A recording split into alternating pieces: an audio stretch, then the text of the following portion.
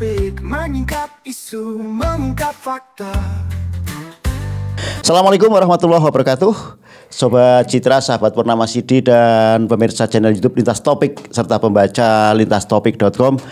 Tanggal 2 Mei hari ini menjadi hari yang bersejarah bagi insan pendidikan karena diperingati sebagai Hari Pendidikan Nasional. Sebuah situasi yang perlu dipikirkan. Sejauh mana sih sebetulnya kemajuan pendidikan kita? Karena di akhir-akhir ini banyak banget persoalan-persoalan tentang dunia pendidikan, baik itu kekerasan di dunia pendidikan, tudingan bahwa murid-murid sekarang kurang memiliki adab serta pemahaman materi pendidikan yang mulai menurun dibandingkan beberapa waktu yang lalu. Hari ini sudah datang narasumber yang luar biasa bagus, luar biasa cantik. Nek bagus kan lanang gitu kan. Ya. Beliau masih muda, tenaga pendidik ya, pernah berada di ekosistem pendidikan dan sekarang pun masih dan memiliki standar pendidikan yang jauh di atas rata-rata pendidikan pada umumnya. Saya perkenalkan Dr. Yunina Resmi Prananta. Resmi ya? Resmi. Dr. Yunina Resmi Prananta. Itu nama ya, resminya bagus. gitu. Beliau adalah pengawas Dinas Pendidikan dan Olahraga Pemuda dan Olahraga Kabupaten Wonosobo untuk wilayah di Kecamatan Kertek. Assalamualaikum Mbak Nina. Waalaikumsalam Pak Agus. Gimana kabarnya Pak? Alhamdulillah. Wah, repot ya? banget iki golek jadwalin jenengan. Iya sebenarnya. Tapi makasih sekali udah diundang di sini ya Allah. Sebuah kehormatan banget. Apalagi Lintas Topik kan sudah banyak ya. Amin. Subscriber terus pemirsanya ya, nanti mungkin bisa di blow up lagi ke teman guru. Siap, nanti kita kita memang punya misi seperti itu kan. Betul. Mbak, selamat Hari Pendidikan Nasional ya. Selamat juga untuk Sobat Citra, Sobat Purnama Sidi ya Pak Agus, kemudian Lintas Topik juga channel YouTube-nya. Juga di sini ada pemirsa dari lintastopik.com. Betul, ya. Bukan pemirsa, pembaca. Pembaca ya. Jadi di online kita yang baru. Oh mantap, berarti udah ada link website yang bisa kita search ya. www.lintastopik.com, nanti kita share. Oke. Ya. Itu media yang baru berapa? Baru 25 hari sampai kita tapping tanggal 5. Berarti news ya. Oh iya. Wah, general news gitu kan. Mbak, bisa dijelaskan nih latar belakang Mbak Nina sendiri biar teman-teman paham. Boleh. Jadi saya sekarang bekerja sebagai pengawas di Dinas Pendidikan Pemuda dan Olahraga, dan kesibukan yang mengawasi 32 sekolah yang ada di Kecamatan Kertek. Kemudian kalau backgroundnya latar belakang sekolah, saya itu hampir separuh usia lebih Pak Agus itu saya habiskan di bangku sekolah. Jadi karena kesukaan membaca, kemudian saya sekolah. Kalau jenjang, kalau kita katakanlah wajar dikdas lah ya, itu kan sekarang 12 tahun, saya melebihi itu. 24 tahun ya? Lama Pak Agus jujur. Jadi mengenyam bangku sekolah itu dari TK, SD, SMP, SMA. Saya lanjut lagi Pak Agus itu di Diploma 2. D2 itu ambil di PGSD, kemudian saya sekolah lagi jadi ASN, sekolah lagi S1 PGSD juga karena memang spesialis guru SD. Sebenarnya cari peluang yang cepat kerja gitu Pak Agus. Jadi memang yang sekarang lagi banyak trennya adalah peluang untuk masuk sebagai guru sekolah dasar. Terus masuk lagi ada peluang lagi, ada S2, ada beasiswa. Oh, pakai beasiswa? Iya, waktu itu di tahun 2020-an itu ada beasiswa yang namanya beasiswa untuk guru. Bisa lanjut ke S2 dengan gratis. Di Jadi mana gratis itu. Saya di Universitas Negeri Malang. Oh, di Unima. Iya, UM Malang. Unima kan Universitas Islam ya. Iya, kalau itu di Malang itu sekitar 2 tahun saya selesai sekolah studi. Kemudian kalau itu waktu itu karena udah ASN, jadi namanya itu tugas belajar. Jadi sebenarnya guru itu bisa izin belajar, bisa tugas belajar. Kalau izin belajar masih tetap kerja sambil kuliah, tapi kalau tugas belajar itu lebih kita fokus di kuliah saja. Tapi tetap dapat gaji pokok Pak. Ya karena itu ditugaskan oleh negara istilahnya seperti itu. Betul sekali. Selesai itu nggak selesai nih Pak. Saya masih pengen kayaknya tambahan amunisi suplemen untuk sekolah lagi. Karena dipromosikan jadi KS. Nah, ketika jadi kepala sekolah saya mikir nih kalau saya pakai ilmu pendidikan aja yang pendidikan dasar tentang pembelajaran kayaknya kurang. Terus saya upgrade cari mana yang bisa jurusan yang bisa ya upgrading skill diri sendiri gitu Pak Agus. Saya ambil di S3 Manajemen Kependidikan. Itu Universitas Negeri Semarang. Oh di Semarang lokal. Semarang ya, karena takutnya kalau terlalu jauh etos kerja juga takutnya banyak meninggalkan terganggu. Namun karena izin belajar alhamdulillah kalau BKD di Wonosobo support sekali. Karena dengan adanya uji kelayakan layak ini Bu Yunina ikut S3, saya daftar Pak Agus. Tahun berapa untuk S3-nya? Itu waktu Covid. Oh, berarti masih 2021 ini PJJ. Jadi sekarang udah tidak daring. Kebanyakan kita offline, tatap muka. Tapi waktu itu alhamdulillah Allah memberikan saya kemudahan dengan adanya daring. Saya ambil aja ini kelas daring malam kuliahnya. Oh, kuliah malam. Ya itu sebuah blessing in disguise toh. Nggak usah ke Semarang tapi bisa tetap kuliah gitu. Betul. Kenapa sih tertarik menempuh jalur yang berbeda? Kebanyakan pendidik itu ya maksimal S2 lah, sekarang udah mulai ada gitu kan. Sementara Mbak Nina sudah melampaui zamannya sampai ke S3 ini Mbak. Ya kalau pertama sih saya satu itu ya kebutuhan apa ya Pak Agus, kayak macam saya butuh ilmu. Ya, kalau saya basic manajemennya kurang kuat, saya jadi kepala sekolah kan lebih ke manajerial. Jadi itu yang saya butuhkan. Satu kebutuhan. Yang kedua memang apa ya Pak ya, karena passion belajar saja sih Pak. Saya dari kecil suka baca buku, tapi bukunya buku-buku yang eksak, sains, ilmu pengetahuan. Bukan fiksi. Bukan. Novel dan sebagainya nggak begitu seneng. Artinya lebih ke pemahaman eksak ya. Betul. Jadi lebih metode didaktik terus ilmiah. Seberapa membantu pemahaman seperti itu ketika Mbak Nina menjadi kepala sekolah ataupun menjalankan tugas-tugas manajerial? Wah 100% membantu Pak. Jadi ilmu-ilmu yang ada di S3 manajemen itu betul-betul sesuai dengan bidang saya waktu jadi kepala sekolah. Jadi sebetulnya kepala sekolah itu kan tidak hanya punya ilmu pembelajaran saja, pembelajaran di bidang keguruan saja ya Pak. Tapi daily activity-nya itu lebih ke macam bagaimana manajerial semua aspek komponen yang ada di satuan pendidikan. Ini yang dari tahapan manajemen ada semua. Selama ini kan begini Pak, koreksi kalau misalnya salah. Kepala sekolah itu dinilai sebagai profesi yang hanya menjalankan rutinitas. SOP-nya sudah ada seperti itu kan. Pengalaman Mbak Nina sendiri gimana ketika menjabat sebagai kepala sekolah di usia berapa dulu waktu jadi masih muda? Belum ada 35. Oh, masih 35 ya, ya masih muda banget ya, selisih setahun sama saya. Nah, pengalamannya apa ketika jenengan jadi kepala sekolah terus sampai memutuskan bahwa nggak cukup deh tingkat pendidikan ini sehingga aku harus ngambil program doktoral gitu. Ya pokoknya apa ya Pak, semacam saya itu nggak hanya ingin ngomong sesama guru untuk ayo kita berkarya gitu, tapi bagaimana manajemen sebuah sekolah itu bisa maju. Karena kalau sekolah ini tidak maju dari analisis, kita katakanlah satu analisa lah ya, analisis SWOT lah ya, strength, weakness, opportunities, and satunya treatment, itu kita tidak kuat dasarnya keilmuan, itu kesulitan Pak. Jadi pengalaman yang saya dapat dari analisa satu itu sajalah sebagai contoh matriksnya itu membantu sekali skill keilmuan saya untuk bisa mengembangkan sekolah. Saya sebutkan aja sekolah dasar negeri Wonorejo yang saya kemarin pakai analisis ini, kemudian saya dapat ilmu dari para profesor yang ada di sana, saya terapkan ternyata match sekali gitu loh Pak. Materi-materi yang dipelajari sama ilmu praktis di lapangan. Betul, dan ini saya merasa bersyukur sekali bisa mendapatkan ilmu yang saya praktikkan ternyata sangat berguna. Oh gitu. Itu masalah pendidikan nanti ya, sesi berikutnya saya ingin masih mengulik Mbak Nina. Siap. Kenapa tertarik menempuh jalur hidup di dunia pendidikan gitu kan? Sebenarnya passion saya cita-cita pengen jadi guru. Dari kecil? Iya. Jadi karena pengen jadi guru itu suka ngajar, suka baca, terus nanti ditransfer ke orang-orang, ke anak-anak gitu Pak. Kan dulu punya tetangga anak-anak kecil gitu. Kemudian tanya PR ini. Jadi rasanya tuh seneng gitu Pak. Ada kepuasan tersendiri ketika anak-anak ini yang saya damping itu sudah sekarang udah pada jadi dokter, kemudian ya smart, pinter gitu. Seneng aja sih.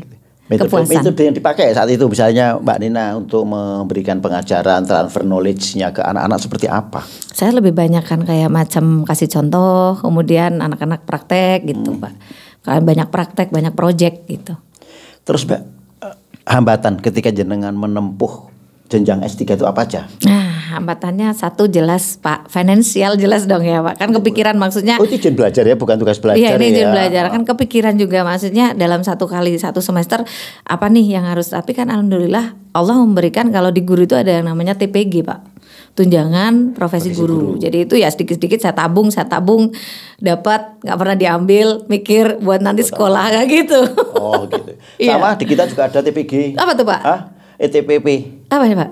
Tunjangan profesi penyiar. Oh gitu ada ya. Kameramennya ketawa tuh. Selamat. Itu Pak. Berarti berapa tahun jenengan menempuh S3 ini? S3 ini 2 tahun lebih sedikit. Itu pun nunggu wisuda. Karena memang jurnal yang saya terbitkan itu alhamdulillah masuk kuartil 3. Jadi kalau jurnal internasional sudah terbit, maka untuk disertasi tinggal ujian aja. Oh gitu. Konsentrasi di bidang apa Pak? Manajemen kependidikan. Manajemen pendidikan. Khusus itu. Apa? Ya sekarang gini, ilmu praktisnya ketika ngambil manajemen pendidikan yang jenengan pelajari sama realita di lapangan. Lebih ke manajerial, bagaimana memimpin atau menjadi sosok pemimpin yang bisa betul-betul memiliki manajemen yang telesih Pak. Jadi nanti ada strateginya bagaimana agar sebuah unit kerja atau satuan pendidikan itu lebih maju daripada yang lalu-lalu. Di sini berarti leadershipnya harus lebih kuat. Bagaimana membentuk winning team di situ kan. Leres. Bagaimana Mbak Nina itu bisa menjalankan atau mengkondisikan sehingga tim yang ada di sekolah saat itu bisa mensupport, bisa menerjemahkan gagasan-gagasan Mbak Nina yang nantinya bisa menjadi apa? Endingnya kemajuan sekolah itu. Strateginya the right man on the right job. Jadi kalau orang ini memang kompeten di bidang A, saya beri tugas A. Yang B, B. Jadi saya tidak ada pemaksaan bagaimana Bapak Ibu ini sesuai dengan apa yang beliau kuasai. Saat S3 itu jenengan masih sempat jadi kepala sekolah ya? Kepala sekolah malah. Di mana? SD Negeri Wonorejo di Silomerto. Oh ya, yang tadi disampaikan itu. Iya. Kondisinya seperti apa? Dari before after, kalau saya katakan after itu sekarang sudah ada di kemajuan di titik menjadi sekolah adiwiyata juara 1 Provinsi Jawa Tengah. Provinsi. Padahal Jawa itu Tengah. sekolahnya kan ada di pinggiran ya. Iya. Bahkan nggak cuma pinggiran lah kalau. Banyak yang tidak tahu kalau di situ ada sekolah. Betul. Wonorejo itu kan Ngampel. Betul. Yang sekolahnya masuk ada depan kantor kelurahan ya. Betul sekali. Oke. Sekolah di pinggiran dengan situasi yang mungkin jauh lebih beda dengan sekolah ring 1 ini kan. Ya. Seperti apa Mbak kondisinya? Dari Sarpras jelas ada sedikit perbedaan ya Pak ya. Kemudian bisa jadi anak-anak juga memiliki apa ya, daya untuk belajar itu agak berbeda Pak. Jadi kayak semangat belajar dan sebagainya, tanggung jawab untuk belajar. Nah ini jadi tantangan tersendiri sih. Makanya kalau di analisis SWOT itu saya masukkan ke tantangan betul-betul gitu. Saat itu seperti apa kondisi yang Anda hadapi sehingga bisa membuat sebuah formulasi untuk merubah situasi yang ada? Dari yang dikatakan maksudnya di dalam analisa saya itu peluang-peluang itu yang saya manfaatkan. Kalau kita mengkaji kelemahan sebetulnya bisa, tapi saya lebih fokus di peluang yang bisa saya manfaatkan untuk menutupi kelemahan yang ada. Itu strateginya Pak. Kalau saya katakan untuk apa sih yang bisa di branding dari sekolah yang mohon maaf ya Pak, notabene beda dengan ring 1, saya hanya bisa mengandalkan gimana nih sekolah ini biar bersih. Cukup hanya itu. Tapi ternyata sampai ke provinsi mendapatkan penghargaan itu dan alhamdulillah dapat apresiasi juga dari Pak Bupati. Itu di zaman jenengan ya adiwiyata tingkat provinsi ya? Di zaman saya. Gitu. Ya. Kalau dari sisi akademis anak-anak di SD pinggiran seperti apa sih sebetulnya? Selama ini kan yang menjadi tolok ukur ya tetap SD kota.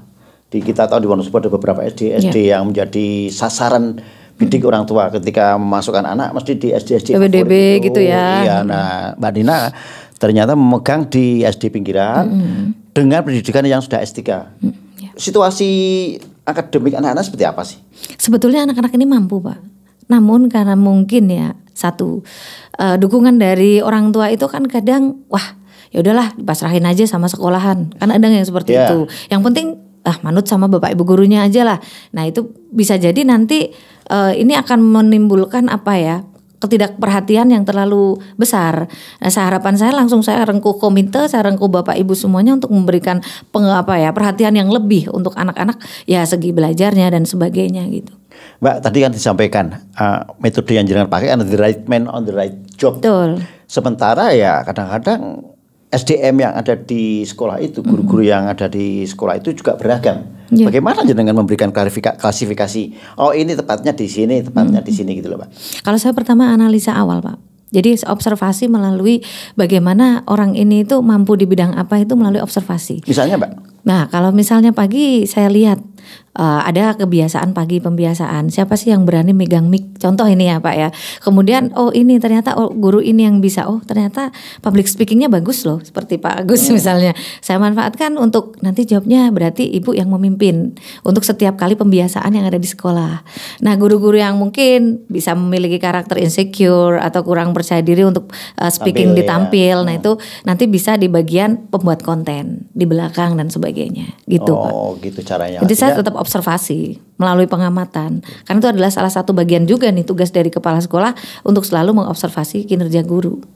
Mbak Nina belum pernah jadi kepala sekolah di SD kota? Belum.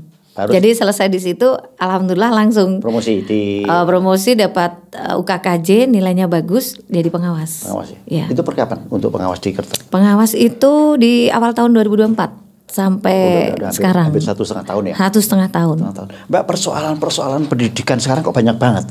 Nah ini kita mau bicara nih Mbak. Bener nggak sih bahwa sekarang itu pendidikan sedang mengalami garis menurun, grafik menurun? Sebenarnya kalau pengamatan analisa saya sih ya Pak, ini memang transisi. Dikatakan dari kepemerintahan lama ke baru itu kan nggak mudah ya. Kita perlu adaptasi yang lebih. Sebetulnya kalau grafik menurun atau enggak itu dilihat dari output anak-anak yang sempat viral nih ya kemarin. Sebenarnya saya belum tahu itu di mana, sebenarnya belum tentu juga di Wonosobo ya. Bisa dikatakan anak perkalian aja kan nggak lancar dan sebagainya sampai viral. SMA baca juga belum lancar. Baca, nulis, ngitung. Itu mungkin karena mohon maaf, kurikulum yang memang dikatakan merdeka akhirnya jadi kayak agak kebablasan, jadi kemerdekaannya itu tidak terkoordinir dengan baik gitu. Jadi ini saya sebagai pengawas ya PR juga bagaimana nanti mengkondisikan anak-anak ini bisa baca, nulis, hitung di jenjang SD udah lancar gitu loh Pak. 1,5 tahun ya. 1,5 tahun di Kertek. Apa yang sudah Mbak Nina petakan? Potensinya seperti apa? Terus kelemahannya masih di mana sehingga kan nanti akan muncul sebuah ini naik grade-nya kita harus punya goal, ending goal-nya ada gitu. Kertek gimana Pak? Kalau Kertek ini semi-semi masuk hampir ke kota ya. Jadi kayak mirip-mirip dengan kota Wonosobo ya. Kertek ini di pantauan saya 32 sekolah ini semuanya grade-nya baik, bagus. Ada yang ingin saya naikkan itu seperti pembelajaran yang tipe kita nggak konvensional zaman dulu tapi lebih ke bagaimana anak-anak ini kreatif melalui sebuah proyek, deep learning, pembelajaran lebih mendalam, tidak hanya ke permukaan, tapi betul-betul anak itu nanti di asesmen nasionalnya itu outputnya juga bagus. Nah ini kalau di Kertek overall oke. Namun ya ini kalau saya sebagai pengamat pendidik juga praktisi pendidikan ya memang agak sulit untuk bagaimana bisa SDM ini rapat atau penuh. Karena kalau guru SD kan pasti masih ada kekurangan Pak. Iya. Jelas. Kalau bicara masalah asesmen, terus kita flashback beberapa tahun yang lalu yang namanya ujian sekolah itu kan menjadi sebuah penentu lulus dan tidaknya lewat ujian sekolah. Sementara sekarang yang penting maka absen lulus. Kayak gitu kan pemikiran orang tua terus. Makanya anak-anak kan giroh belajarnya, itu effort belajarnya juga kurang dibandingkan generasi-generasi sebelumnya. Iya betul. Mbak Nina ngalami itu juga nggak? Ya, saya ngalami. Dulu kalau zaman dulu ya Pak, mungkin kurikulum CBS, AKPK dan sebagainya. Saya tuh benar-benar sama guru satu dengan yang lainnya itu benar-benar patuh. Kemudian tidak pernah, mohon maaf ya Pak, dalam artian terlalu bebas sekali gitu. Tapi sekarang memang agak sedikit luntur kalau saya amati. Baik itu attitude-nya, adabnya. Kemudian kalau anak-anak sekarang itu cenderung karena medsos Pak. Karena udah pada pegang gawe nih kalau usia-usia SD. Ini yang agak berat. Harusnya kami, kemudian guru-guru juga warga masyarakat, orang tua mungkin katakanlah ya, itu benar-benar edukasi di gadgetnya itu harus effortnya lebih tinggi.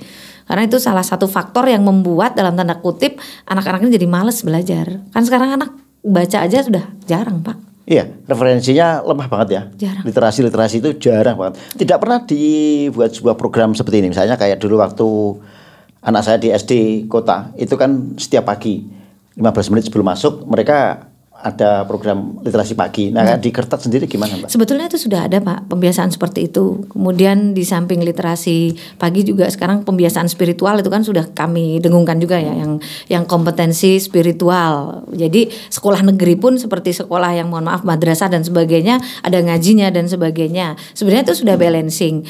Namun kalau saya analisa dari segi manajemen ya Pak, di bagian evaluasinya saja yang mungkin harusnya lebih intens. Jadi bagaimana anak ini dengan program ini dampaknya seberapa sih, dengan program ini tidak hanya program-program tapi dampaknya kurang berdampak. Nah kalau saya sendiri sebagai praktisi pendidikan sekaligus mungkin seorang dokter ya, itu untuk analisa di pendidikan di bagian belakang, di counseling, pengawasannya, kemudian bagaimana nanti evaluasi untuk program kedepannya. Oke. Selama ini program-program itu memiliki dampak nggak? Ada impact apa yang bisa diharapkan dari program yang sudah jalan, atau program itu hanya sebatas rutinitas? Satu, program itu kalau dampak dirasakan berdampak, Pak. Tapi saya masih herannya adalah untuk intrakurikulernya itu anak-anak outputnya itu agak sedikit ada penurunan dari yang dulu saya pernah mengalami kurikulum sebelumnya gitu. Sebetulnya sih tidak ada yang salah ya, entah itu kurikulumnya atau apa, nggak ada yang salah. Tetapi bisa jadi antara apa yang diberikan di pusat ke kami yang ada di daerah itu belum sepenuhnya kami serap.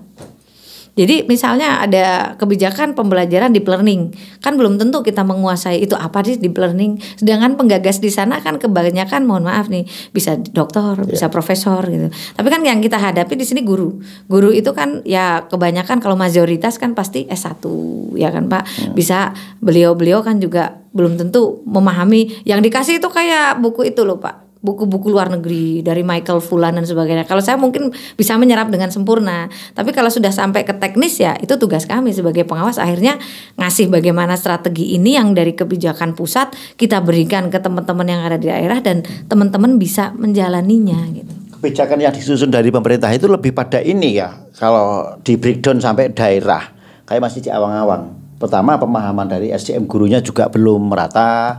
Kemudian sudut pandang barangkali itu Jakarta sentris. Mereka menganggap kebijakan yang diambil ya levelnya Jakarta. Dia tidak melihat mungkin di Wonosobo, di daerah lain seperti apa gitu ya, di mana masing-masing sekolah memiliki problematika yang berbeda. Jelas berbeda, Pak. Dan konturnya kan juga memiliki kontur yang berbeda. Geografis semuanya kan pastinya juga SDM-nya juga berbeda. Yang terbaik, Mbak, sekarang apa sih ketika jenengan mungkin diberikan kewenangan ataupun diberikan kesempatan untuk menyampaikan?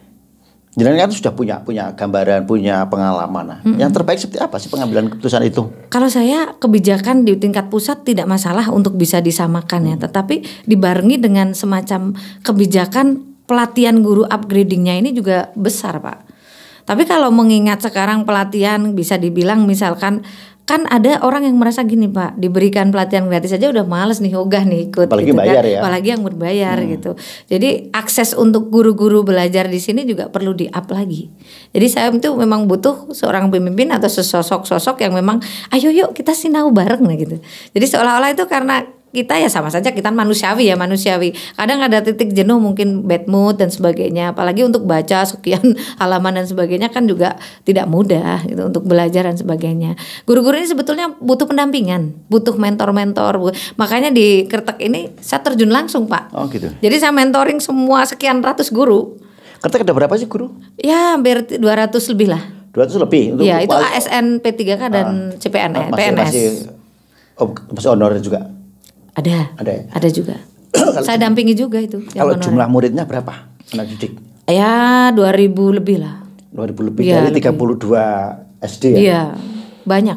Tapi, kalau di Kertek jumbo Pak. Apanya? Termasuk banyak. Termasuk wilayah gemuk ya? Iya gemuk. Okay. Jadi tidak ada sekolah di situ hanya sedikit itu tidak ada. Bisa sampai satu kelas tuh 50 anak, 60 anak ada loh Pak di Pak Kerjo itu. Sebentar.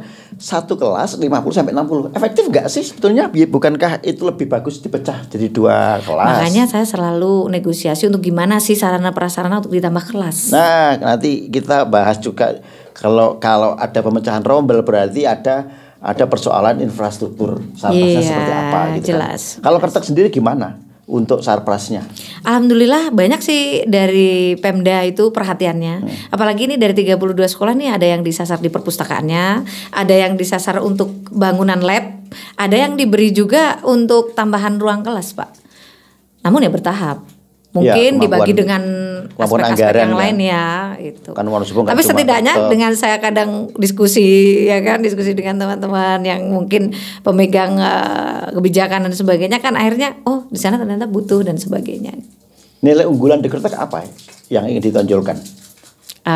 Kalau akademik dan bidang lain ya pramukaan ada, kemudian ini ada juga saya kemarin mendampingi sekolah adiwiyata.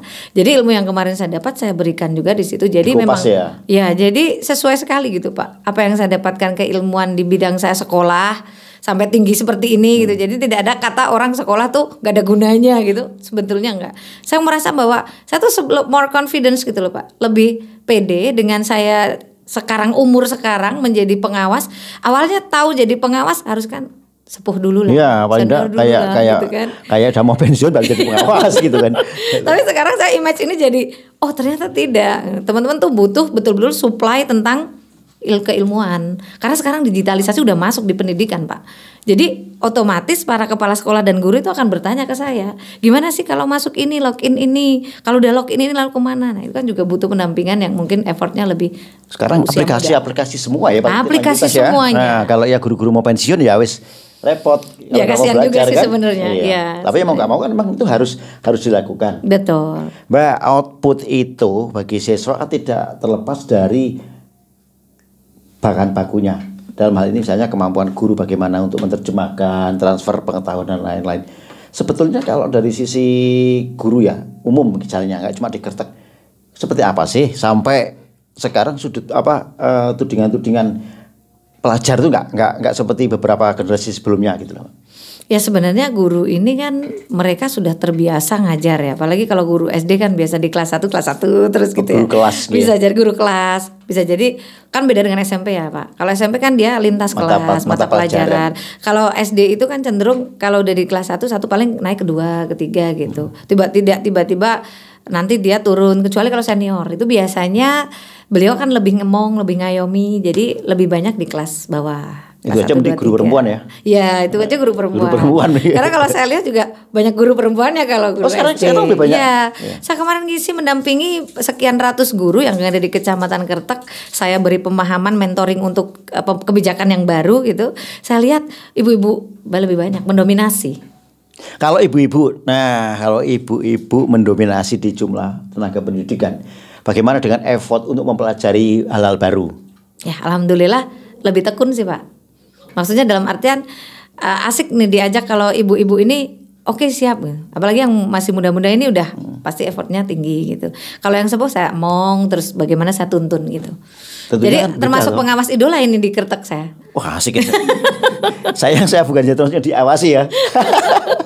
Ya maksudnya alhamdulillah teman-teman welcome dengan saya gitu yang mungkin pertama awal Bu ini dari mana, dari kota sama dari Selomerto gitu kan, mungkin kan rada gimana gitu, agak gimana, tapi ternyata ternyata dibimbing, dituntun karena saya suka ngajar Pak, suka mengajar sampai detik ini, senang jadi guru. Jadi kalau dikatakan pengawas ya saya tuh guru gitu, senang disebut guru gitu.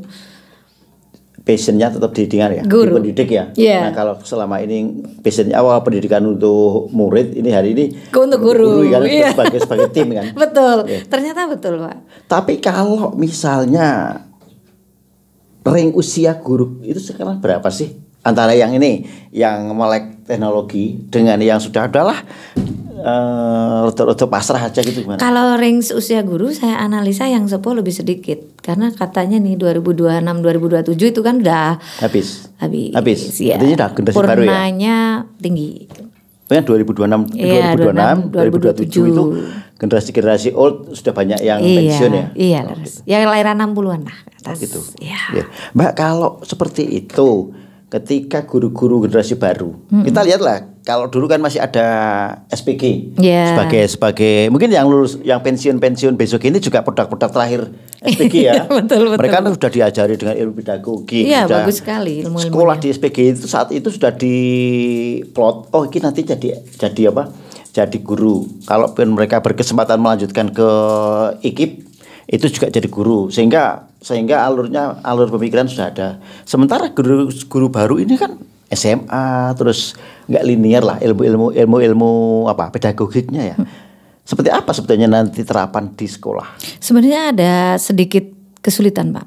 Jadi sempat ada yang sempat sharing dengan saya kan sering tanya gitu guru-guru. Banyak keilmuan yang didapat itu pure murni konsep di S1-nya, bagi SD. Jadi kalau di SPG saya amati Bapak Ibu guru yang dari lulusan SPG, entah itu dari berpakaian, attitude dan sebagainya, ada ilmu sendiri diberi mungkin. Tapi kalau yang ini saya lihat karena mungkin perkembangan zaman juga ya, jadi lebih fashionable mungkin. Oh iya, sekarang nggak ada guru-guru yang menurut saya penampilan kayak Umar Bakri dulu ya. Itu kan guru banget ya. Iya. Nah sekarang mungkin stylistnya. Sekarang nggak bisa dibedakan antara guru sama sosialita kok. Mbak Nina aja hari ini stylish banget. Oh, stylish ya. Saya cuma pakai jas. Tapi apa ya? Mungkin terlihat lebih rapi gitu aja. Kalau untuk aturan-aturan yang harus dipakai ya sebenarnya sudah tercantum sih di aturan-aturan bagaimana harus berpakaian dan sebagainya gitu. Tapi alhamdulillah so far mereka ya paham lah karena anak-anak generasi Z kan, Gen Z itu kan Pak beda dengan generasi yang dulu baby boomers mungkin yang sangat beda. Ya hampir sangat beda ya. Kalau Gen Z itu kan banyak keluhan juga dianggap sebagai sebuah generasi stroberi dan lain-lain itu kan. Lah itu loh Mbak. Maksudnya anak-anak sekarang itu bagaimana sih? Kalau dulu kan spiritnya luar biasa. Ketika tugas misalnya, ya mereka nyari perpustakaan, terus mencari data-data yang memang harus dijadikan bahan laporan. Sekarang ini banyak banget dimudahkan. Pertama Google, terus AI dan lain-lain. Nah itu nanti dampaknya ke anak-anak seperti apa? Pemahaman keilmuannya. Justru malah AI sama coding itu mau masuk ke pembelajaran Pak. Kebijakan untuk 2025. Jadi AI, coding, artificial intelligence itu akan masuk ke intrakurikuler. Meskipun itu nanti juga SD pedalaman. Iya, kebijakan yang baru SD itu kelas 5 dan 6 Pak. Oke, kesiapan gurunya seperti apa? Gambar guru SD coding itu codingnya piye gitu. Ya benar, I can imagine itu Pak. Jadi saya belum ada bayangan gimana nanti skill yang akan di drop ke guru-guru ini dengan coding dan artificial intelligence. Diharapkan itu sudah ada draft dan konsep. Itu bisa dilaksanakan tahun ajaran ini? Insya Allahnya. Atau ada pilot project misalnya di beberapa SD dulu gitu Mbak? Kalau setahu saya dari kebijakan yang ini akan diluncurkan itu mungkin dari sasaran dulu. Ada sekolah namanya sudah unggulan atau Garuda itu ya Pak? Sekolah-sekolah. Nah sekolah rakyat ini nanti ada proyek tersendiri. Itu beda ini kan ya. Untuk orang yang di ring yang kurang mampu. Itu kan memang program-programnya Pak Presiden sekarang itu. Betul, itu kan. Iya itu. Nah saya tertarik kemampuan anak-anak sekarang gitu yang tadi disampaikan dinilai menurun terus pemahamannya materi. Waduh, sekarang kalau garap soal ya, saya lihat anak saya nih juga gitu kan. Ketika harus ada makalah gitu, ya udah ChatGPT. Mungkin nggak cuma SMP, nggak cuma SMA SD pun mungkin bisa sudah mulai. Kalau itu tidak diantisipasi kan repot Mbak. Dia lengkap laporannya, tapi dari struktur bahasanya, dari kandungan materinya nggak masuk ke dia kan. Betul. Kalau bisa sih tetap ada semacam guru menanamkan mindset bahwa itu tuh alat bantu, tools bantu. Jadi nanti tetap ada editing. Kalau saya seperti itu ke Bapak Ibu guru juga sama. Bapak Ibu guru kan sekarang sudah mulai itu lancar, Gemini, ChatGPT dan sebagainya. Tapi tetap ada prom tersebut hanya untuk sumber belajar. Itu sebagai tools aja. Tools aja gitu. Itu mindset itu sudah saya tanamkan. Terus sekarang kan sudah ada kayak macam itu loh Pak. Bisa menganalisa atau bisa mendeteksi kalau ini adalah hasil dari ChatGPT. Oh, AI checker. Iya. Ya. Jadi kalau pakai itu insya Allah kan udah takut dia kalau udah dikatakan seperti itu. Ini nanti ada kami cek betul-betul apakah plagiarisme atau tidak Bapak Ibu. Jadi silakan dikerjakan sendiri. Tapi kalau saya memandang guru-guru senior tuh hebat loh Pak. Bisa tulis tangan. Nah itu. Kenapa tidak diwariskan ya? Atau karena ini ada perubahan generasi? Saya malah seneng. Jadi kayak ngamatin guru-guru yang senior-senior itu langsung tulis tangan. Mana seratan tulisan tangannya itu kan bagus-bagus. Masih Latin dan sebagainya gitu. Sebetulnya saya melihat dari beberapa riset sih sebetulnya bagusnya tulis tangan Pak. Itu nggak dijadikan semacam policy. Karena bisa harusnya. Saya yakin kok guru-guru sekarang tulisannya juga nggak bagus-bagus amat. Itu tangan paling bagus rapi itu kalau WA. Itu bener rapi kan. Ketahuan gitu ya Pak ya. Iya. Kamu mungkin nggak, karena adanya teknologi jadi berbeda. Betul, iya. Keinginan untuk dia nulis dan sebagainya. Perkembangan teknologi itu kan nggak bisa dipungkiri. Nah, artinya harus di luar ada kendali ya. Harus ada perubahan-perubahan tata sosial, Iya, perubahan-perubahan betul. pola seperti itu kan Mbak. Kita nggak bisa dong menggunakan budaya masa lalu dikopaskan ke sini, eranya sudah beda. Iya. Cuma anak-anak ini kan punya goal-goal yang memang jadi tanggungan dari sekolah ataupun dunia pendidikan secara umum. Masa kita harus mewariskan generasi yang lemah dari sisi aspek keilmuan maupun Betul. attitude. Saya juga tidak setuju kalau nanti misalnya Indonesia emas malah ternyata kita nggak bisa sampai ke sana gitu, karena sekarang banyak meme yang muncul Indonesia cemas gitu Indonesia dan sebagainya, lemas, barang lemas. itu, ya. Nah jadi saya juga dari aspek sebagai seorang pendidik yang gurunya guru gitu, saya juga prihatin sekali sih sebetulnya Pak. Maka saya ingin strategi nanti saya kalau bisa ya goalsnya untuk anak SD ya calistung. Itu wajib harus bisa itu. Mulai kelas 1. Iya. Mulai kelas 1. Iya. Mana ini sekarang sudah mulai ada lagi draft TK. Jadi TK pajak calistung? dikdasnya itu 13 tahun Pak. Oh, 3 mulai TK. 13 tahun. Jadi mulai TK. Kan ada kontroversial, Mbak. Masa di TK diajari calistung? Ya. Kita kilas balik sendiri deh. TK harusnya itu sebagai sebuah taman bermain, Iya. di mana tidak masuk dalam Seneng-seneng ranah. gitu ya, Pak. Cuma kalau TK itu alumninya tidak bisa baca tulis, dia agak kerepotan juga masuk di SD yang Iya. disasar. Sehingga mau nggak mau ini macam kayak lingkaran yang tidak Iya. pernah berujung itu. Sebetulnya ada keluhan juga dari guru kelas 1 karena kemarin kan TK tidak boleh baca nulis hitung, bermain kelas 1 ya agak sesak napas wah gurunya. Karena kan semua hampir 30 anak, 40 anak yang mereka pegang belum bisa baca semuanya gitu. Sedangkan kita udah harus ngejar kurikulum di mana di situ sudah ada tema-tema yang harus selesai dan sebagainya gitu. Berat banget nggak sih, Mbak, sekarang kurikulum yang dibebankan untuk dunia pendidikan? Sebetulnya kurikulum Merdeka ini malah diminimalisir Pak, kayak dipangkas beberapa materi. Masih berat dulu yang sebelum kurikulum ATSP dan Merdeka. lain-lain itu Iya. ya. Kalau sekarang udah mulai dikurangi gitu. Sebetulnya kalau saya hidupnya mungkin jadi anak-anak zaman sekarang lebih Tapi enak. happy. Apa sih? Karena kayaknya kan gini. Sekarang lebih banyak kegiatan outdoor. Terus ya anak diberikan kesempatan mengeksplor kemampuan. Iya. Tapi kan pemahamannya nggak sama, Pak. Karena Iya. kan ketika kegiatan outdoor malah gue kesempatan main kayak gitu kan. Sebenarnya kata outing kelas itu kan sebetulnya anak-anak mengenal ya kan secara kontekstual. Outing kelas itu tur. Nah, itu Pergantian sebenarnya itu. viral loh ya. Iya. Nah, setuju nggak ada itu dan sebagainya gitu ya Pak ya. Sebenarnya alasan awal itu anak dikenalkan dengan dunia luar agar pembelajaran itu kontekstual sesuai realita nyata yang dihadapi oleh siswa. Tapi akhirnya jadi kok dari tanda kutip jadi ke piknik gitu kan kalau orang lain memandang Ya, gitu. Jadi mindsetnya kan ini benar-benar gitu kan. pro kontra. Iya. Mbak, ada pesan nggak untuk guru-guru muda? Apakah pendidikan di level S2, syukur-syukur bisa S3, itu bisa menjadi sebuah standar minimal bagi guru untuk meningkatkan standar pendidikan? Oke, pesannya untuk Bapak Ibu guru ya bahwa di Hari Pendidikan Nasional ini kan dari Ki Hajar Dewantara saja sudah memberikan kita peluang untuk mudah mengakses pendidikan kan Pak. Dulu kan di pemerintah Hindia Belanda kita nggak mudah loh Pak, hanya kalangan bangsawan Yeah. ya kalau Pak Agus tahu. Kemudian dari keturunan-keturunan orang luar negeri yang saat itu ada di sini. Nah sekarang akses untuk pendidikan kan sudah diberikan akses luas-luasnya. Sekolah juga banyak yang gratis. Kemudian ada juga beasiswa-beasiswa yang bisa disasar. Kalau pesan untuk para guru ya manfaatkan peluang untuk bisa naik grade lagi. Mungkin dari S1 ya kita cari peluang lagi di S2 bisa lebih lagi karena sekarang perkembangan ilmu pengetahuan itu cepat sekali. cepat banget, Sekali 1 hari 2 hari kita nggak update ketinggalan Pak.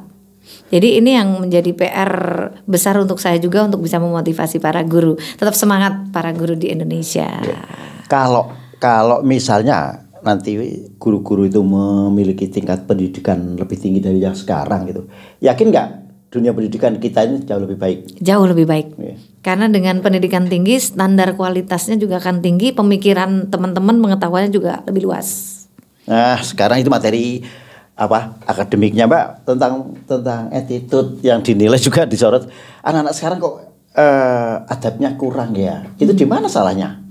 Adab kurang itu sebetulnya dari pembiasaan pertama unit kecil, family, keluarga. Okay. Kalau keluarga sudah meninggalkan bahasa Jawa secara murni, misalkan contoh ya. Kalau kan ada, kita kan di orang Jawa ya Pak, ada unggah-ungguh atau tokromo. Kemudian attitude habituasi ketika ada orang tua, bagaimana kesopanannya, harus salaman, harus menyapa. Nah, ini yang mulai luntur Pak.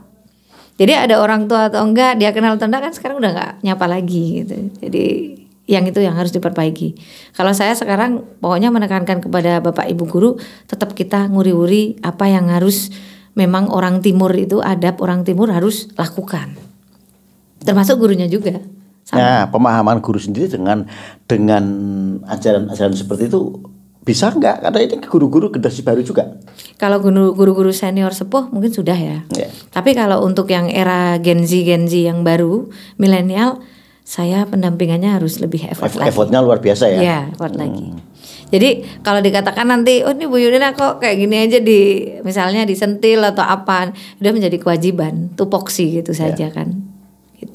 Ada perbedaan ya antara guru-guru senior dengan guru-guru yang muda dalam mensikapi perlakuan yang jenengan lakukan. Misalnya, ini kan personal banget, kenapa pengawas masuk di ranah ini gitu. Itu yang jenengan rasakan juga. Ya kadang ngerasa bahwa gimana sih caranya dengan pendekatan yang lebih humble lagi gitu.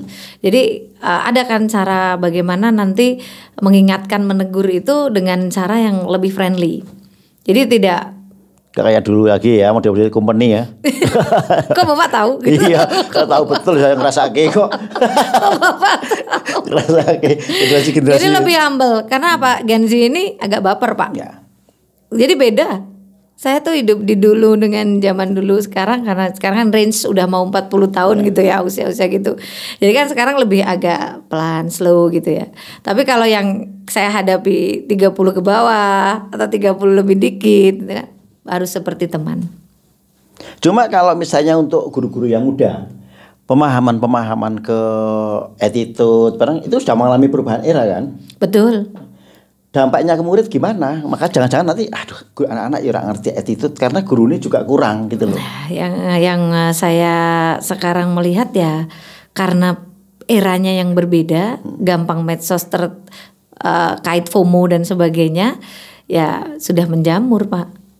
Tapi mau gimana lagi, karena anak yang dihadapi ini juga anak-anak generasi alpha, yang generasi baru aja oek-oek kan. Maksudnya dalam artian masih sama dengan guru-guru yang muda ini. Jadi ketika saya bilang ini loh ada TikTok materi ini atau dan sebagainya, dikemas jadi pembelajaran, dikemas jadi lagu, untuk jadi gerakan lagu untuk hafalan anak-anak, baca nulis hitung kan lebih menarik. Solusinya paling itu Pak. Anak diberikan kesempatan untuk explore ya. Ya. Di situ berarti tidak ada ini lagi model-model. Ya sudah tunjuk tangan sing kayak kamu coba, dan tidak diberikan ruang anak-anak itu untuk mengemukakan pendapat. Sekarang seperti apa Mbak? Mereka sudah berani lebih ngomong dengan guru, atau tetap aja ketika ditunjuk guru dendingklu kayak dulu itu loh? Nah sekarang lebih kreatif. Kayak power untuk mengungkapkan sesuatu hal itu bisa.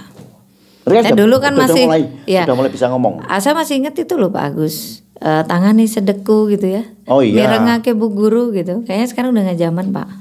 Nah kenapa? Oh iya, dulu kan harusnya dianteng di meja gitu. Karena memang tuntutan pembelajaran itu menuntut anak untuk berkreasi. Iya, kreatif. Jangan-jangan saking merdekanya dia ngomongnya terkontrol ya. Iya, jadi yang takutnya di situ Pak. Sebetulnya remnya ini harus kuat. Fondasinya ini harus kuat. Jadi kalau enggak ya akhirnya kebablasan. Anak jadi yang penting enggak usah belajar, udah deket rumah, deket rumah SMA 1 misalnya. Ring 1 di kan. Iya dulu. Karena enggak usah belajar. Itu sempat loh Pak saya dengar, dan itu betul dari orang tua. Udah enggak usah belajar, udah deket. Itu gimana Pak? Mesti masuk kok. Gitu kan? Pasti masuk karena kan didomisili. Saya kan pernah juga ini dapat pas ngobrol seperti ini dengan salah satu kepala sekolah di sekolah Wonosobo. Dia bilang, saya nanya, piye Pak? Gitu. Wah, repot ini gara-gara zonasi yang harusnya kualitas anak-anak itu nggak masuk, tapi karena di zonasi sekolah, ya udah kita terima, gitu kan? Ya, sebetulnya nanti solusinya sebetulnya dari mindset para anak-anak ini benar-benar belajar gitu. Kalau dia belajar kan mau di sekolah di mana saja kan punya kesadaran untuk belajar. Tapi kalau sudah dikendo, maksudnya dibuat jangan belajar lah, udah deket di situ, domisilinya deket gitu. Jadi kalau peran serta orang tua kalau bisa tetap memotivasi belajar, guru juga sama. Basicnya lebih ke prestasi. Ya, kuwi Mbak, sing wis tak teruske. Seberapa besar sih sebetulnya sekarang semangat kompetisi anak-anak? Dulu kan wah tadi pelajar teladan itu sebuah sebuah kebanggaan. Nah sekarang seperti apa mereka seperti itu? Sekarang alhamdulillah lomba-lomba itu kan masih ada Pak dengungnya. Jadi semangat kompetisinya masih ada sebetulnya. Tapi ya ada juga yang mengatakan sebagian dari anak asik nggak ikut lomba gitu ya ada. Kalau jujur lagi asik jam kosong gitu. Oh nah kalau itu dari generasi itu dari dulu ya? Itu zamannya Mas Amir dulu. Berarti ini sama ya?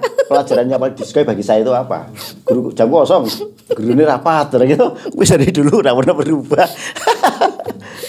Kalau saya agak sedikit sayang kalau jam kosong gitu Pak. Karena apa? Karena ya dari dulu jalan kaki. Jadi aduh capek-capek sampai sekolah nggak dapat ilmu gitu. Tapi saya sih diam, nanti kan kalah dengan mayoritas itu ya. Gitu. Itu kan minoritas banget dengan minoritas sekali. Tapi diem akhirnya ya udah cari tempat untuk gimana kalau kita baca bareng-bareng teman, akhirnya kumpul gitu. Kalau tokoh inspirasi di dunia pendidikan itu siapa Mbak menurut Raden Ayu Kartini. Dan Ajeng toh. Ya itu kan bisa dua Pak. Hah? Saya lebih seneng Ayu. Jadi ada dua. Jadi Raden Kartini Raden Ayu. Ini intinya bilang Raden Ayu. Saya bilang Raden Ajeng ketika misalnya dapat ujian RA Kartini. Saya nulis tak jawab Raden Ajeng. Terus ada yang jawab Raden Ayu, ternyata salah. Nah sekarang masih ada nggak kayak gitu? Bisa jadi karena kurang konteks pemahaman banyak referensi gurunya jadi seperti itu. Tapi sekarang karena banyak googling itu mempermudah. Nah tuh enak kan, duwe guru saya cerdas kayak Mbak Nina saya gelem diwajari apa di privat ya. Itu tokoh inspiratifnya Pak. Kenapa? Karena beliau itu mendobrak benar-benar gimana sih perempuan nggak jadi griyo wingking, perempuan bisa sekolah tinggi gitu. Tapi yang disayangkan beliau belum sekolah di luar negeri sudah meninggal. Atau justru yang disayangkan ketika RA Kartini memperjuangkan emansipasi wanita, beliau juga tidak berdaya menghadapi kodrat yang harus dijalaninya. Betul sekali. Iya. Ada tokoh lain misalnya kayak Ki Hajar Dewantara dan lain-lain gitu. Karena itu sosok perempuan ya, kalau itu kan bapak-bapak. Oh gitu ya. Cuma kan nilai-nilai edukasi yang ditanamkan. Nilai-nilai edukasi yang ditanamkan Ki Hajar masih relate nggak untuk kondisi zaman saat ini? Itu juga Tulodo, gitu kan? Madyo Mangunkarso, Tutwuri Handayani itu adalah 3 yang ada di kurikulum Merdeka. 3 prinsip beliau yang ada di kurikulum Merdeka. Jadi kurikulum Merdeka kemarin ini ya mengusung dari Ki Hajar Dewantara. Itu sebagian ya penerjemahan dari filosofi pendidikan. Betul sekali gitu kan? Ya. Hasilnya seperti apa? Karena kan ini kan mau ada perubahan kurikulum lagi kan? Iya. Nah. Kalau hasil dan dampaknya yang dari kurikulum Merdeka ini, kalau bisa dibilang saya lihat belum ada apa ya Pak ya, dampak yang lebih meningkat gitu Pak. Yang saya sayangkan adalah kenapa outputnya ini saya amati malah jauh dengan generasi saya. Ketika saya SD loh Pak, ketika saya SD. Gimana? Komparasinya gimana? Jadi kami tuh ada rasa fighting untuk bisa masuk ke sebuah sekolah, itu satu. Kemudian ngerasa bahwa prestasi itu benar-benar ini loh dihargai gitu. Jadi ada kebanggaan, ada perbedaannya gitu. Tapi kalau misalkan saya katakanlah saya masuk ke sebuah satuan pendidikan terus di situ campur dengan yang berbeda dari segi degree lah katakanlah gitu ya agak ada rasa gimana gitu. Tapi kan sekarang pendidikan boleh untuk siapa saja. Jadi saya tetap ada juga dukungan untuk anak-anak yang ada di sekitarnya agar aksesnya mudah. Karena saya pernah ke Jepang Pak. Saya melihat memang kalau di sana memang ya dari kontur kita nggak bisa ya menyamakan gitu ya. Paling nggak untuk wawasan referensi di sana itu kan memang jalan kaki pada mudah aksesnya. Jadi kalau memang dimudahkan dengan domisili dengan yang dekat, saya sih sebenarnya ya sepakat saja. Dengan catatan anak-anak ini betul-betul disuplai dengan banyak apa ya mindset, informasi yang memang anak-anak itu tugasnya belajar gitu. Itu Pak. Salah satu tujuan jurnasi kan untuk memecah ini ya sekolah-sekolah yang selama ini jadi favorit. Betul. Misalnya dia di taruh Kretek nih, selama ini mungkin SMA 1, SMA 2 itu jadi sasaran. Sekarang sudah ada SMA di kecamatan seperti itu. Mbak, kalau misalnya guru-guru ini sebetulnya menghabiskan waktu di sekolah berapa lama sih? Dari jam 7 sampai setengah 3. Berarti lama juga ya Pak, hampir 8 Padahal jam. pembelajaran itu kan nggak sampai jam segitu. Kalau SMP SMA mungkin malah lebih, bisa sampai jam 4. Kalau ya. yang SD? Kalau SD kan dia paling ya jam 1 udah selesai. Jam 1 udah selesai. Iya. Tapi ada ekskul. Sekarang ekstrakurikuler yang ada di SD itu seperti apa? Dulu kan kayaknya belum ada kalau dulu deh, paling pramuka. Ya, itu wajib ya kalau dulu ya Pak ya. Kalau sekarang kan kita ada boleh milih mau masuk ke bidang seni atau mau ke pramuka, atau anak-anak yang suka PBB, LBB, latihan baris-baris bisa ke situ gitu. Jadi sesuai pilihan anak. Saya kemarin sempat juga dengar dengan orang tua. Wah, gara-gara kurikulum merdeka, nek orang tugas yang repot wong tuane. Nah, kayak apa Mbak sebetulnya kayak gitu? Sebetulnya itu P5. Project penguatan profil pelajar Pancasila yang mungkin dalam bentuk project. Jadi ngumpulin bahan-bahan, nanti orang tua yang bingung nyari bahannya gitu kan. Sebetulnya itu karena timingnya, manajemen yang kurang. Manajemen yang kurang itu dalam artian saya pernah ke Daisang Hino itu di Tokyo Pak. Jadi di sana itu guru sebetulnya hamin 2 minggu udah menginformasikan mau ada agenda project apa gitu. Sekarang mungkin karena kalau orang Jawa bilang saknyet gitu ya, langsung gitu ya. Jadi orang-orang kan, jadi orang tua repot nih pontang-panting cari bahan. Hanya timing saja mungkin yang kurang pas. Atau memang wali murid belum terbiasa. Betul. Cuma kan saya aja waktu anak saya masih SD ya sudah mulai kok. Udah sering ya? Iya, udah mulai kan. Artinya ketika sekarang dia di SMP itu udah terbiasa. Mungkin untuk SD tertentu Mbak yang gitu kan. Iya, bisa jadi. Mbak, kalau dikatakan pola pendidikan, metode pendidikan yang dijalankan di Indonesia seringkali dikritik terlalu beban berat bagi murid. Sementara biasanya sekarang ini dikomparasikan lagi in banget kan sistem pendidikan di Finlandia, di mana murid diberikan keleluasaan dan endingnya nanti nggak seberat Indonesia kok. Indonesia tuh ya harus menghafal berapa mata pelajaran. Ya kalau SD ya bisa hampir 10. Nah 10 pelajaran itu harus paham betul kan. Padahal ya volume pemikiran belum sejauh itu. Seperti apa kalau menurut Mbak Nina? Sebenarnya kalau di negara-negara berkembang itu, karena saya juga pernah tahu ya Pak ya, itu contoh lah kita katakanlah, karena saya pernah juga sekolah di Belanda, itu kan Pak, mereka itu pilihan by choosing dari anak-anak. Anak-anak yang suka sains ya milihnya sains. Anak-anak yang itu sudah dari SD. Kalau di sini ya kita lihat anak memang harus memiliki itu semua karena bakat dan sebagainya kan belum terlihat, belum tergali, tereksplor. Tapi sebetulnya dari SD pun saya sudah tahu kok saya sukanya di bidang apa, itu sebenarnya sudah. Kalau bisa ya polisi yang menuju ke peminatan itu harusnya ada di Indonesia. Karena nanti untuk penjurusan di kuliahnya pun kan akan sendiri-sendiri sesuai passionnya. Fakultas yang kita pilih kan sesuai passion kita. Betul. Bisa nggak itu mulai dirancang untuk SD, mulai sistem apa klasikal ya, kelas berjalan, kelas pindah seperti itu. Bisa nggak Mbak? Biar dalam sudut pandang jenengan sebagai pendidik beban murid nggak terlalu berat. Sebenarnya moving class itu bisa kok Pak. Dari jenjang SD itu dilakukan bisa. Jadi apa yang kamu suka ini bisa ke sana gitu. Mungkin arah kurikulum merdeka ya diarahkan ke sini sesuai pilihannya. Sebenarnya penggagas dari dulu Mas Menteri, Mas Nadiem Makarim itu kan ada rasa bagaimana kebutuhan anak ini terakomodir. Tapi ternyata ketidakapanya ini yang harus dievaluasi oleh Kemendikdasmen mungkin ya. Ada missing linknya apa? Ya, yang missing itu yang bagian mana? Sehingga kok malah anak-anak sampai ngitung aja kesulitan gitu loh Pak. Kesalahannya di mana? Apa anak yang ditanya kesulitan di matematik itu apa memang tidak suka matematik gitu loh Pak? Tapi kan banyak juga ya, nggak cuma matematika, ada pengetahuan umum, ada pengetahuan misalnya sejarah. Mereka masih kita nggak tahu itu setting apa enggak di sosmed itu kan. Tapi kan mengkhawatirkan sebuah settingan yang itu dilakukan terus menerus bisa menjadi sebuah kebenaran. Di wilayah jenengan seperti apa pemahamannya? Kalau di wilayah area Kertek, alhamdulillah paling hanya anak-anak berkebutuhan khusus Pak. Kalau anak berkebutuhan khusus ABK itu kan hanya beberapa anak saja. Iya, nggak semua Nggak ya. semuanya ya. Oke. Kalau itu kan memang abnormal ya Pak ya. Kalau yang normal, alhamdulillah baca nulis itu bisa. Anak-anak berkebutuhan khusus itu ada nggak di sekolah umum atau mereka sudah diberikan sekolah SLB misalnya kalau di Kertek? Kalau di Wonosobo sendiri malah secara keseluruhan harus diterima sekolah negeri. Kita tidak Inklusi boleh menolak ya sekolah inklusi. Tidak boleh menolak itu Pak. Ada kesulitan bagi guna kembali lagi kalau guru ngajar anak-anak yang Iya. biasa oke lah gitu kan. Tapi bagaimana guru bisa memberikan pengajaran untuk anak-anak yang berkebutuhan khusus? Kesulitan Pak. Sampai guru itu sampai ke saya menyampaikan kesulitan. Harus memecah fokus antara anak normal dengan yang tidak. Tapi mau bagaimanapun guru SD kan Wonder Woman Pak. Jadi di samping dia juga. ya Wonder Man juga kan. Ini Wonder Woman terus. Kan, Pak, Ultraman Pak. Ultraman. Jadi ya kayak macam gini loh Pak. Bagaimana bisa mengakomodir semua kebutuhan anak-anak. Baik itu yang berkebutuhan khusus ataupun tidak.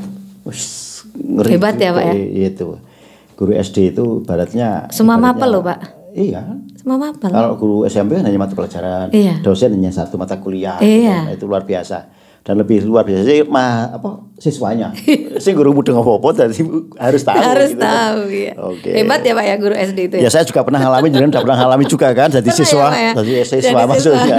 Dan itu juga Hebat. orang dekat jenengan sing ngajar aku. Siapa Pak? Nanti di belakang layar biar skinnya aja. Hak cipta kok. Betul. Haki ya Pak. Iya, baik Mbak Nina, di Iya, Pak. akhir podcast ini ada statement yang ingin jenengan sampaikan ke teman-teman, baik itu guru maupun orang tua dan murid. Ya, statement saya adalah selain mengucapkan selamat Hari Pendidikan Nasional tahun 2025, saya Yunina memberikan banyak hal seperti motivasi lah untuk para guru semuanya, bahwa guru itu adalah profesi yang mulia dan guru itu sosok yang inspiratif luar biasa karena para pejabat, dokter dan sebagainya itu lahir dari tangan-tangan emas para guru. Maka dari itu semangat berkarya Bapak Ibu guru dan semoga dimudahkan rezekinya, bisa sekolah lebih, yang memiliki hajat mungkin ingin upgrade skill atau kompetensi, bisa saya doakan nanti bisa ke jenjang yang lebih tinggi. Insya Allah semua ilmu-ilmu yang didapat di bangku perkuliahan itu bermanfaat untuk kita di implikasi dunia pendidikan saat ini, karena rengkuhan tangan panjenengan, rengkuhan dari tangan Bapak Ibu semuanya ini, Bapak Ibu guru ini akan mencetak generasi emas di 20 tahun yang akan datang, yaitu tepatnya 2045 menjelang generasi emas yang Indonesia emas, di mana anak-anak dari sekarang SD ini yang betul-betul nanti dibekali untuk bisa menjadi orang yang akan menggantikan saya, menggantikan Pak Agus dan menggantikan sosok-sosok luar biasa yang ada di Indonesia. Untuk wali murid dan sebagainya sabar dalam mendampingi putra-putrinya. Kebijakan kurikulum itu pasti akan dievaluasi, pasti akan muncul policy kebijakan-kebijakan yang nanti insya Allah akan berdampak baik untuk pengembangan kebutuhan anak-anak didik, untuk bisa menjadi anak-anak yang tentunya ya anak-anak solih-solihah, yang memang anak-anak yang nanti akan menjadi generasi yang sukses lagi. Itu untuk guru-guru. Kalau untuk podcast ini ya semoga lancar dan sukses selalu. Semoga FYP gitu kan. FYP. Namanya podcast kan di penonton katanya. Iya, ada Instagramnya ya ini. Ada tuh nanti adminnya, saya nggak hafal tuh adminnya Iya, ada. follow juga nih ya di Lintas Topik. Apa, Wih, ada IG-nya mantap apa? ya. Lintas Topik ya. Lintas Topik ya. Terus ininya ada ya, TikTok ya? YouTube, TikTok Kalau YouTube juga iya, ada. iya. Wih, Kalau admin kan ngurusi teknis, saya kan policy. Iya. Bapak Ibu guru jangan lupa nih subscribe nih. Itu bagian saya. Oh itu ya. Bagian saya. Oke, Mbak Nina, terima kasih. Sami-sami Pak Agus. Luar biasa ya, kita ngobrol-ngobrol dengan guru muda, pendidik muda. Amin. Yang tingkat pendidikannya sudah S3. Kita membayangkan kalau banyak guru-guru ini dengan pendidikan S3 itu nanti masa depan pendidikan Indonesia jauh lebih cerah dibandingkan yang sekarang. Amin. Terlebih Indonesia emas seperti yang disampaikan oleh Mbak Nina, bahwa 20 tahun ke depan itu menjadi kunci. Jangan sampai bonus demografi itu nanti menghasilkan generasi-generasi yang lemah gitu kan. Amin. Apa yang kita bicarakan hari ini, apa yang kita lakukan hari ini semoga memberikan manfaat, dan sekali lagi selamat merayakan atau memperingati Hari Pendidikan Nasional di tangan Bapak Ibu guru lah masa depan Indonesia ini ditentukan. Dan jangan lupa besok Kamis ya, besok Selasa dan Jumat. Kalau ini karena kita tappingnya untuk hari Jumat besok pas tanggal 2 ya, pas tanggal 2 Mei. Saksikan di channel YouTube Lintas Topik jam 3 sore. Kemudian secara serentak ada di Citra FM serta Purnama CD jam 3 sore. Dan pengen tahu lebih jauh tentang profiling dari Mbak Nina ini bisa dibaca lintastopik.com. Pokoknya lengkap. Lintas Topik ini mulai merambah ke beberapa media kok. Demikian Mbak Nina, terima kasih dan sampai jumpa. Assalamualaikum. Lintas topik, mengangkat isu, mengangkat fakta, selalu baru. Setiap cerita, setiap waktu, kami hadir bawa terang yang satu. Lintas topik untukmu dan aku, meningkat dunia tanpa ragu.